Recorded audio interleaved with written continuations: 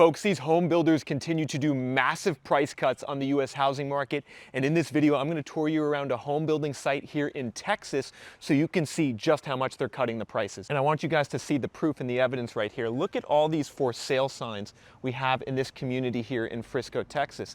And some of these homes behind me, they've been on the market now for several months. And these builders are doing $150,000 price cuts, particularly on this house right behind me. It's a 3-bed, 2-bath.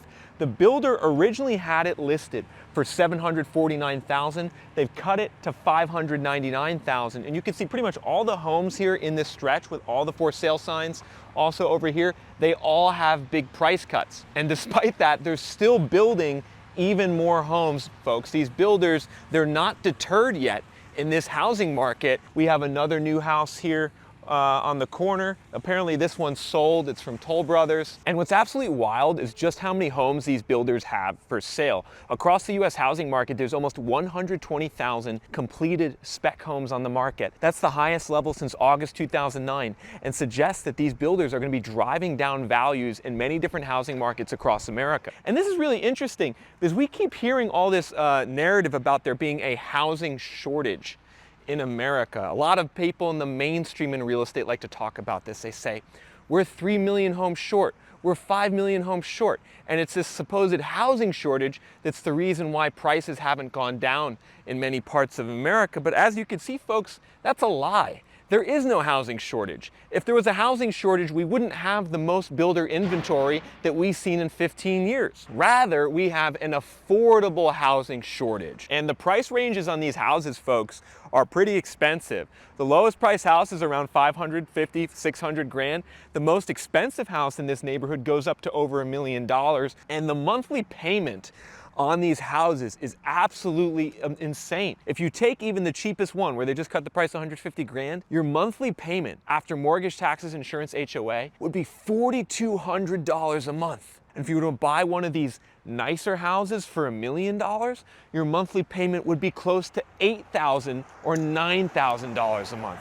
I mean, I don't know how people are affording these homes here in this zip code in Frisco, where the median household income is $170,000 a year, absolutely sky-high incomes here. Prices are still up 1.7% per year across the market. And there's an increasing disparity occurring in America between areas that are wealthy and areas that aren't wealthy. This is showing up in home prices, like here in the Dallas metro. Prices are still going up in the wealthy areas to the north. They're going down in the poorer areas to the south and the east. But this is something we're just seeing everywhere across the economy. So there's a new report today from the Wall Street Journal talking about how the top 10% of earners in America are now accounting for 50% of the consumer spending. You heard that right, folks. The top 10% accounts for half the consumer spending. 30 or 40 years ago, the top 10% only accounted for about 36% of consumer spending. So we are facing unprecedented times in how well certain segments of society are doing and how much certain segments of society are supporting the economy. Basically, the only reason the economy hasn't crashed is because wealthier people who own stocks and bought up the homes 10, 15 years ago, they're doing exceptionally well. So they're just spending more money, taking more vacations, buying, in some cases, second and third homes, buying new furniture, going out to eat all the time. That's what's driving the economy right now, while everyone else is just kind of stuck in place. And this Wall Street Journal article had a crazy statistic, everyone. It was showing that the growth in spending by different income brackets, and it was showing that the bottom 80% of spenders have only increased their spending 25% since the pandemic started, basically just accounting for inflation. There's been no actual increase in spending on the quantity of service and goods from the lower 80% adjusted for inflation. However, the top 10% has increased their spending 58% since the pandemic, far outstripping inflation. And this has a host of ramifications on the economy. On one hand, it explains how things haven't crashed yet on an economic basis across the country, right? While prices might be going down in Texas and Florida for homes, and while certain segments of the economy are struggling, like in tech, we haven't seen a widespread crash, and it's due to this consumer spending from the top 10% of the population. However, it also suggests that the economy is on unstable footing, because you have to ask the question, well then what happens if stock prices go down? What happens if home prices go down, like by say 20% on both stocks and home prices? That would crush the consumer spending of the wealthiest 10% of the population. There'd be a negative wealth effect, and all of a sudden you would see a lot of the people who are supporting the economy just cut back even a little bit, and that would cause big issues. So I'm not a fan of how our economy in America is becoming increasingly reliant on a smaller and smaller segment of people to support it. It suggests that things are unstable and that there's more inherent risk in the economy than is obvious on the surface as we walk by more of these homes, folks. So this is like, a straight up luxury Texas home building community. You could see a lot of these homes, probably around 4 beds for this house. I would bet 4 bed, 3 bath, probably around 3,000 square feet, maybe 850 grand. And what's amazing is that just across the street, there's just all this land. And so when you buy a home in Texas, everyone, understand this. You might like Texas for the freedom. You might like Texas for the politics. You might like Texas because you don't pay any state income tax. But if you buy a house in an area that's more suburban or rural, you can bet that the builders are going to be coming next door and building a similar house down the line. Now, I happen to really like Texas. I lived in Texas for 2.5 years. I lived in Dallas, I lived in Austin. I think Texas is a great place to live. No state income tax. The people here are friendly. There's lots of options to go out to eat. There's lots of options for entertainment. You don't have to deal with the same climate risks you do in a state like Florida. However, it is kind of a generic place, especially Dallas, the Dallas metro, where I'm staying right now. It's a lot of houses just built right next to each other. You got like 7 or 8 feet in between. I mean, imagine that, everyone. Paying 600 grand to $1 million for a house and then just having like, I don't know, 8 feet, 10 feet between you and your neighbor and basically no backyard. That's the backyard. We're looking at the backyard, quote unquote, of these houses. There's no grass. It's just a patch of dirt with some mulch and no real space. And I gotta tell you, everyone, the Texas housing market is shifting and shifting rapidly. We now have over 100,000 homes for sale in the resale market across Texas. Data on ReventureApp shows active listings are now almost 103,000. This was in the month of January. We're gonna update this data soon for February. But what's interesting is if you go back to 2017, you can see we haven't seen this level of inventory in Texas for at least 8 years. This is the highest level of supply in 8 years. And so if you are a prospective buyer in Texas, understand that that's good news for you. It's becoming more of a buyer's market. You're gonna see more price cuts as the year goes on. You're gonna see values start to drop, maybe even potentially in a nicer neighborhood like this. But the counterweight to that is how much could these values drop? Because, here in Frisco, for instance, the typical value of a house was around 400 grand before the pandemic. And now it's around 650 to 700 grand. I mean, you can see the massive spike in home prices in Frisco since the pandemic, and it's kind of leveled off since then. But, the incomes, while they're high here, they haven't gone up that much either. And so, the prices are pretty overvalued compared to their long-term norms. This used to be an affordable place to live. This used to be an affordable place to buy a house. It is no longer an affordable place to do that. And, I question how sustainable that situation is. Because the areas in America that are consistently expensive and manage to maintain how expensive they are, typically are places where there's a shortage of housing, where there isn't enough room to build, where there's supply constraints. I'm talking Southern California, I'm talking New York City or Boston, or even parts of Southern Miami.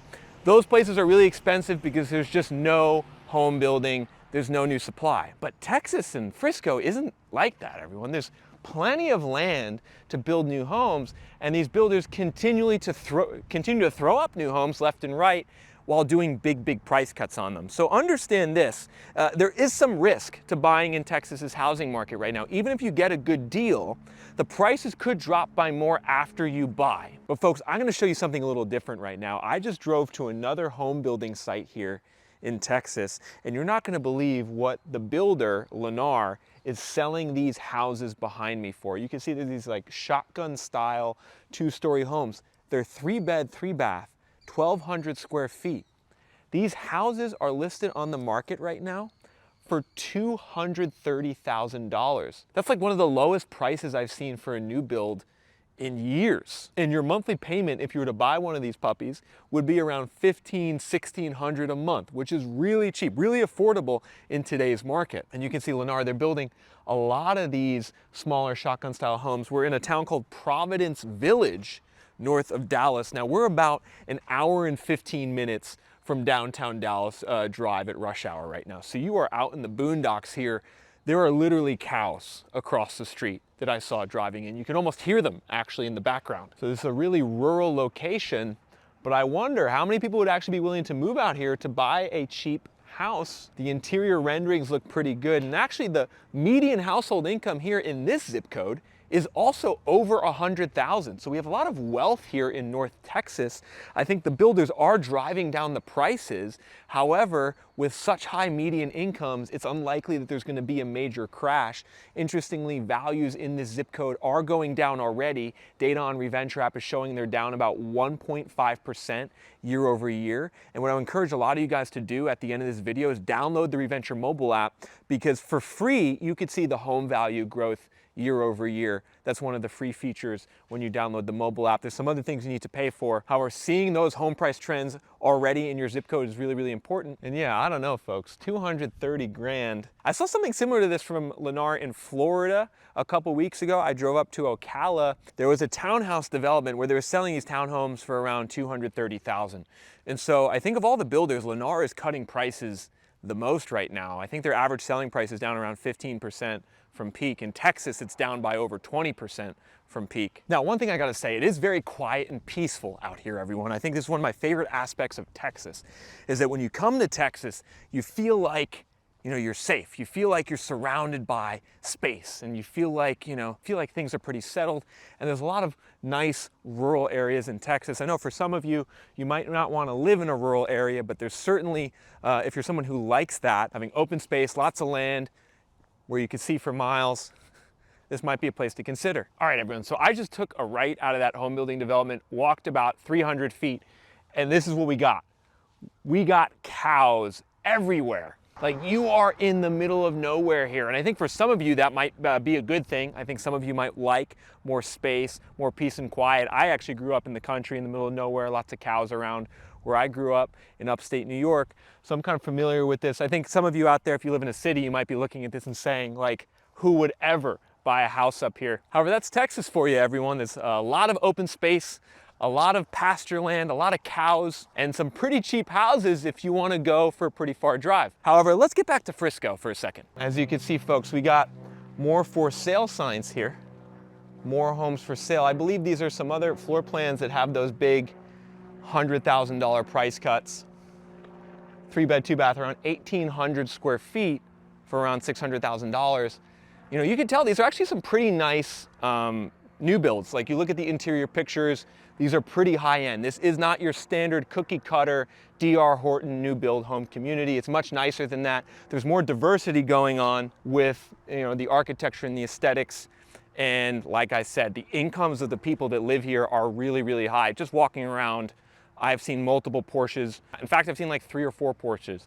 And so when you buy in a community with people who have really high incomes, that typically means the values will be more stable in the long run. Like, the prices might correct a bit, but we're not gonna probably see a 50% crash here, right? Like, that's just not gonna happen when you have such an affluent homeowner population. In fact, if you go back to the 2008 housing crash here in Dallas, it's very interesting. Prices in Dallas went down about 10% on average during that crash, but it was very mixed. Like, here in Frisco or Plano, the prices didn't drop, but south of Dallas, the prices went down 40 or 50%. In Fort Worth, the prices went down 40 or 50%. So that highlights how important it is for you as a home buyer to do the specific research on your city and zip code, and not just rely on metro and state-based statistics, because there's a lot of differing factors that are going to determine where values head in the future, depending on your micro location. You can see we got even more new building going on over here. As I go deeper into this site, we have another Toll Brothers for sale sign. Toll Brothers, now they're the biggest luxury builder in America. I think they're around a top 10 builder overall in terms of production, but they're the biggest luxury builder. I think Toll Brothers' average sale price is around $1 million for their homes across the US. They just had an earnings release last week. Toll Brothers released earnings, and they gave some warnings actually about housing demand. Their stock went down 5 or 6% after market trading. They were warning that demand was softening in certain markets, especially in Florida. And so while the luxury buyer in the luxury household has propelled this economy, maybe there is starting to be a slowdown. Maybe some of that demand is starting to slow, with the Toll Brothers earnings report being one of the first warnings. Now I'm curious, folks, would you guys buy a house in a neighborhood like this? Like, say this was in your budget, 600 grand to $1 million. I know that's not going to be in the budget for some people, but say it was. Would you buy in a community like this? Like, this is probably one of the better looking home building developments I've shown you guys in recent months, but it still is a new home building development, right? Like, you're gonna buy a house and then they're gonna be building a house next to you. There's gonna be construction trailers and trucks, and like I said, over there, they're probably gonna develop that plot of land in the next year as well. Or would you guys prefer living in a more unique location, let's say, closer to an urban area, or a neighborhood with more character? Like in Dallas, there's some neighborhoods with a lot of character close to downtown. You have Lower Greenville is one of them. You have Bishop Arts District. There's a lot of areas that are a little bit more hipster, with more coffee shops, more lifestyle amenities. And of course, you also have in Dallas, Highland Park and University Park. Those are two of the wealthiest areas in America. In Highland Park, the prices are still going up, everyone. The homes there in Highland Park are like $10 million. Prices are still going up. I don't even know who's buying those homes. You go down to Highland Park, it's like a 10,000 square foot house for $10 million. The property taxes alone are 100 grand a year. But yeah, I'm curious, what type of area or neighborhood would you want to buy in? And I'm curious, are you seeing the prices drop in your area right now? Because the housing market in 2025 is off to a really weak start. Like, this is undeniable. All of the mainstream real estate reporting right now, Zillow, Redfin, Wall Street Journal, they're all saying that the housing market's slowing. And we're seeing lots of price cuts for early in the buying season. So we're still in February. I recorded this video at the end of February. The price cut rate for February is really, really high. Like, Redfin is showing we have the highest price cut rate for February in a long time, potentially on record. I'll have to double check that. So the sellers are getting started early this year in cutting prices. And if you all want to do more in-depth research into your local housing market, and in particular understand where prices could be heading in your city and zip code, head to www.reventure.app and sign up for the premium plan so you can get access to our home price forecast score, as well as advanced data points like overvaluation, long-term price growth, price cut rate, and cap rate. These premium data points will help you as a home buyer or investor make a better financial decision with buying a house in 2025 and give you more insight into the trends in the market. A premium plan on Reventure app costs $39 a month and is billed monthly, or you could sign up for the annual plan at $399 a year, which is a 15% discount and is a great option for those who know that they're going to be doing some research on the housing market over an extended period of time prior to their purchase.